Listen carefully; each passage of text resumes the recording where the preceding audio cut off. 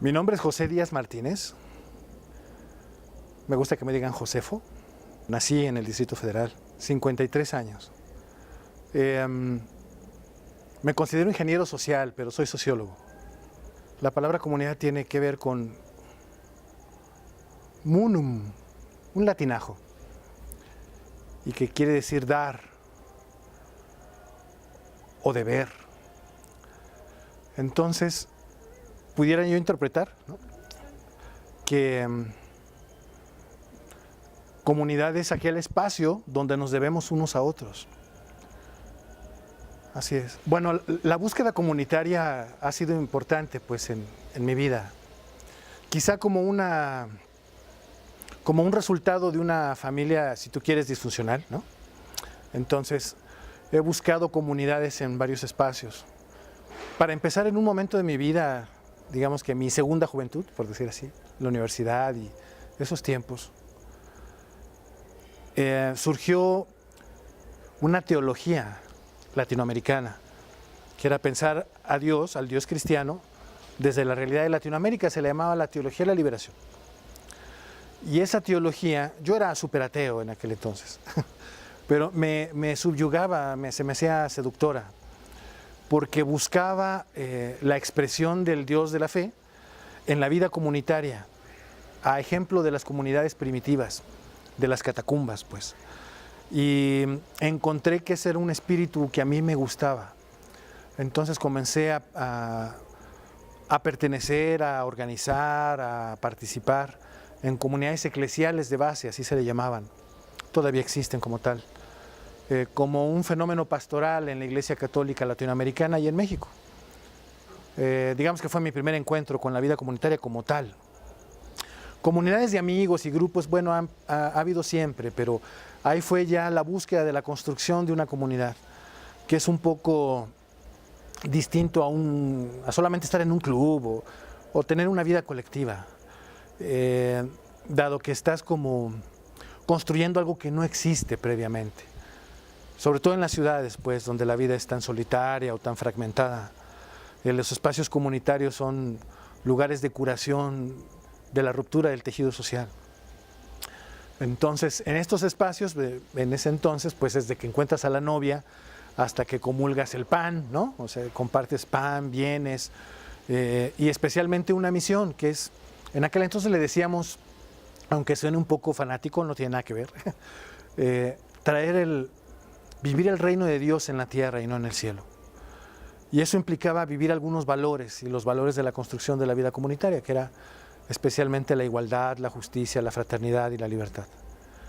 Entonces, pues una comunidad de amigos que estuvimos juntos, no sé, unos 20 años, crecimos juntos, hicimos pareja, tuvimos hijos, al grado de que juntos nos fuimos a fundar una colonia en Iztapalapa, en el oriente de esta ciudad, ¿no?, donde 3,000 familias se juntaron, hicieron una invasión y tomamos edificios y exigimos nuestro derecho a la vivienda, como parte de nuestro compromiso de expresar nuestra fe en un Dios que optaba por los pobres, que opta por los pobres, y que la vida comunitaria la ve como un espacio de gracia donde encontramos el amor y la plenitud.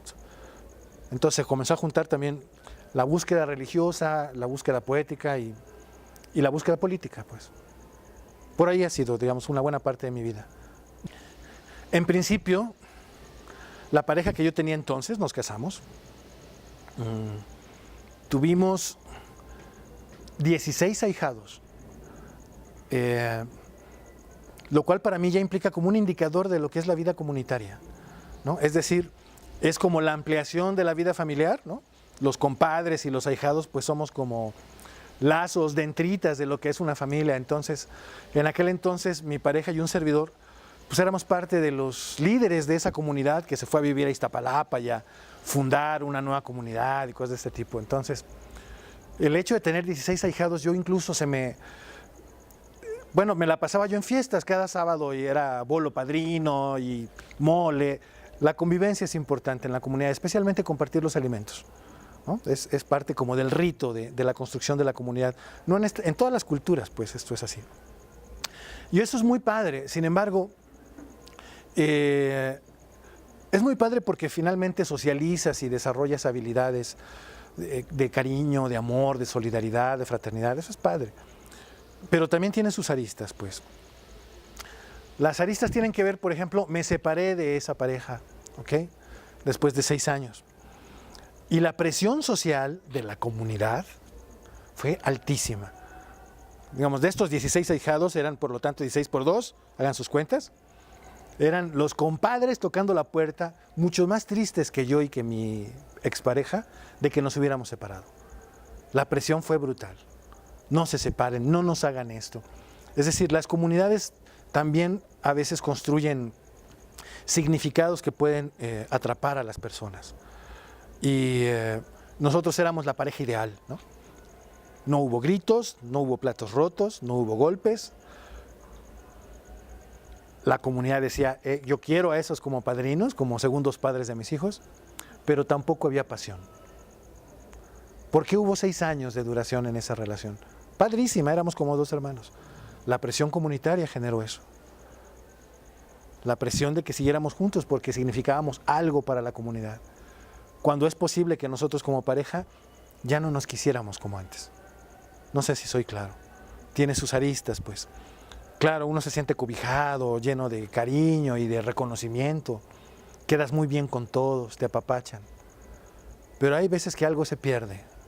Y por eso cuando digo la comunidad es lo que nos debemos unos a otros, no solo estoy hablando de eso que suena bonito, de yo te cuido y tú me cuidas, sino también el sentido de ver el respeto, de ver el orden y de ver la obediencia a algunos símbolos y signos que no siempre están de acuerdo con la libertad personal. Nos separamos, ¿no?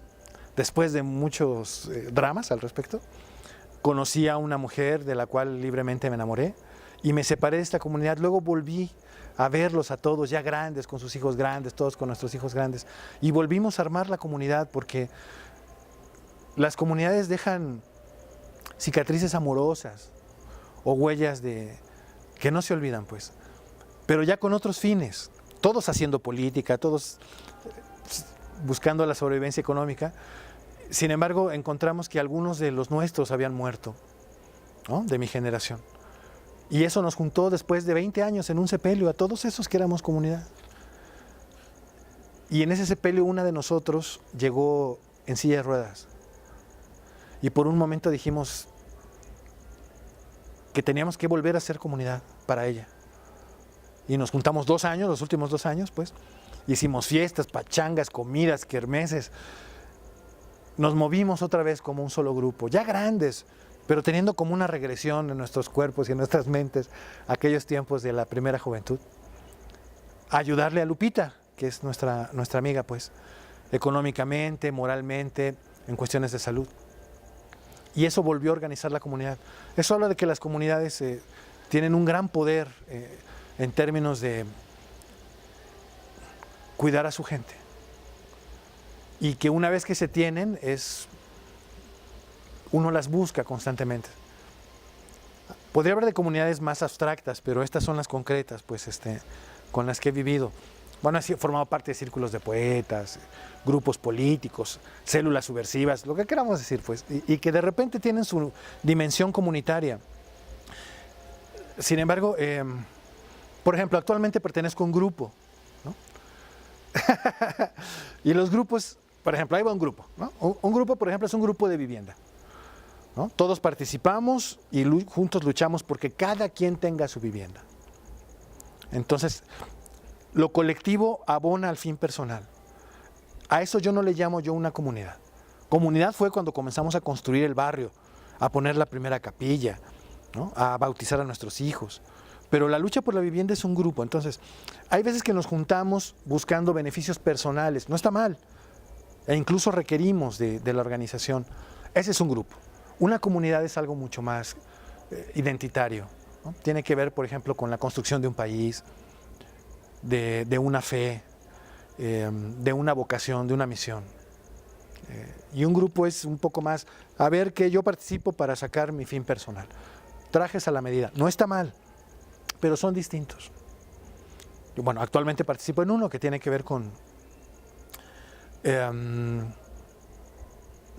le llamamos nosotros colaborar a que la gente descubra posibilidad en su vida. Y eso quiere decir que descubra todo lo que puede ser, mandando el pasado al pasado y dejando abierto el futuro como una nada por crear. Es una filosofía que tiene algo de budismo y existencialismo y neurociencia. Es un espacio de colaboración con los demás. Después de 2 años de estar colaborando con nuestra compañera, pues la tendencia a centrarnos en una sola persona comienza a generar degeneración, ¿no? Es decir, lazos de dependencia, donde no fortaleces la responsabilidad de la gente. Una comunidad puede ser una comunidad bastante pesada en la lógica de desarrollar el poder de cada quien y la responsabilidad de cada quien. Lo colectivo puede ser un espacio para descansar la irresponsabilidad humana. La construcción de lo colectivo sigue siendo un reto para el amor y para la sociología como tal. Entonces llegó un momento en que lo sano fue que dijéramos hasta diciembre y después hacemos otra cosa. Aprovéchanos. Y eso hicimos, pues. Y después cada quien siguió apoyando a nuestra amiga en función de su compromiso personal, pero ya no comunitario. Ya no era el objetivo del grupo. Son ritmos, hay su metabolismo, las comunidades tienen su metabolismo. Tanto como nosotros, pues, van, regresan. La lógica de los liderazgos igual, no es igual una comunidad con un liderazgo fundante, cuando fundas una colonia o un grupo de amigos, en su momento en que encuentran la consolidación en función de una tarea, y el momento en que crecen las personas que se van juntando y comienzan a disputar, compartir o crear nuevos liderazgos. Es parte de la vida humana, pues. Yo actualmente creo que, y siempre he pensado, que la relación yo-tú es la fundamental en la vida. Cuando hay un tercero, a veces actuamos para el tercero. Yo me llevo contigo de una manera porque está él. Es correcto cuando necesitas mediación en la vida, ¿no? En un juez, en un juzgado, en una bronca, ¿no? Que alguien entre y nos haga el paro, nos ayude a ver con más objetividad cómo está siendo la relación. Pero, por ejemplo, lo que ahora llamamos redes y todo eso, pues que uno participa de manera, digamos, natural, ¿no?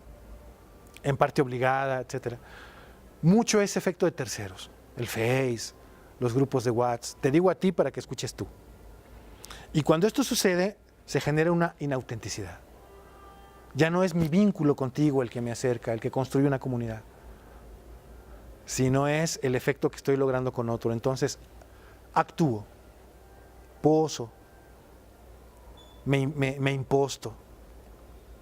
Eso es muy común. Entonces, cuando tú dices de cuál es el peso de las relaciones personales, yo no diría individuales, sino personales, en relación a estar en un contexto comunitario, es un poco eso. O sea, la relación personal tiene que tener un equilibrio con el contexto comunitario, si no, actúas para los demás.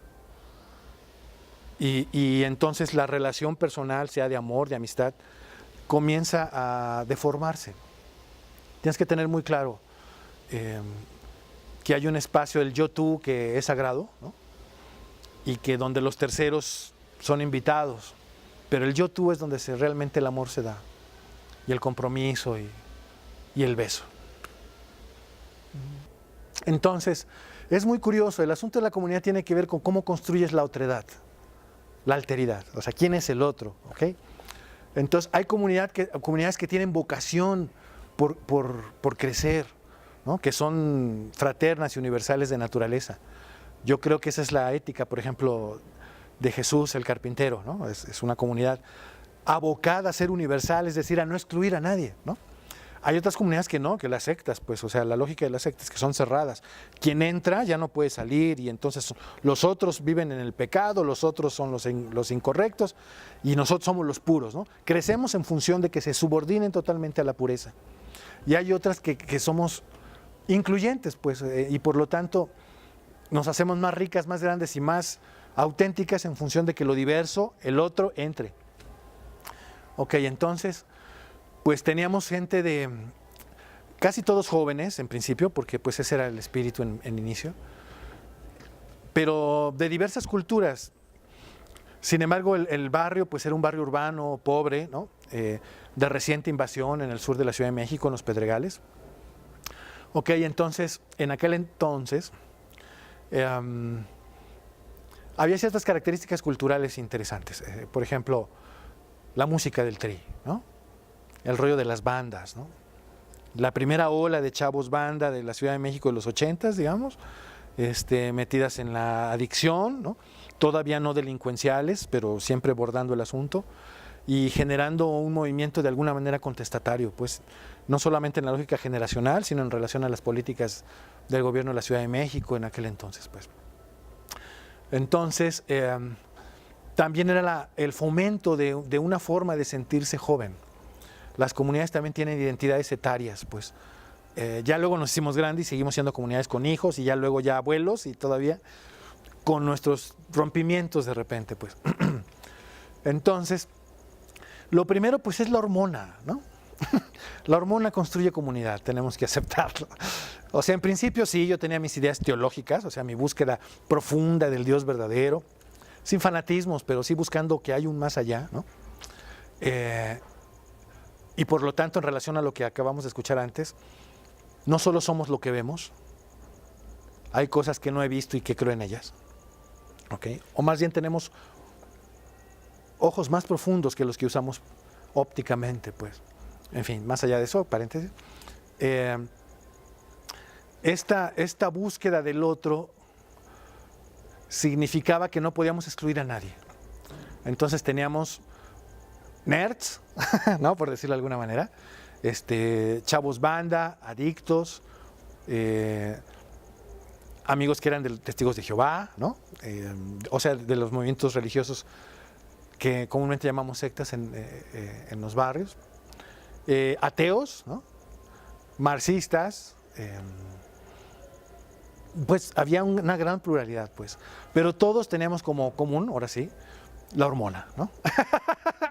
Entonces, si bien yo tenía varios pretextos ideológicos, teológicos y filosóficos para estar en eso, yo estaba estudiando sociología, entonces dije, no, pues hay que ir, o sea, en lugar de estar aquí en las aulas y en los cafés cambiando el mundo, vamos a cambiar el mundo en el mundo, ¿no? Pero también había Rosario. Entonces Rosario, ella sí era creyente, ella sí estaba buscando con mucha claridad un espacio donde vivir su fe, y yo la buscaba a ella, ¿no? Terminé yo enamorado de su fe más que de ella, quizá, no sé. Estuvimos a punto de casarnos, no se hizo con ella, se hizo con alguien más. Pero nos amamos, ok. Entonces, la búsqueda del otro también significa la búsqueda, pues, de la hormona que busca a su par, ¿no? Cualquiera que sea la opción que hayamos tenido. Eso también es el germen de una comunidad. Aceptar que esa pulsión, esa energía vaya generando acercamiento entre la gente. Y entonces todos nos hacemos como cómplices. Una comunidad no existe si no es cómplice. Cómplice de tus deseos, de tus pulsiones. Y es cómplice no necesariamente porque la corrompes o la cooptas, sino porque siente lo mismo que tú. Te hace casita, apaga la luz, pone la rola lenta, te chifla o te genera la competencia para que tú te pongas abusado. Te enseña a bailar cumbia, te enseña a rapear.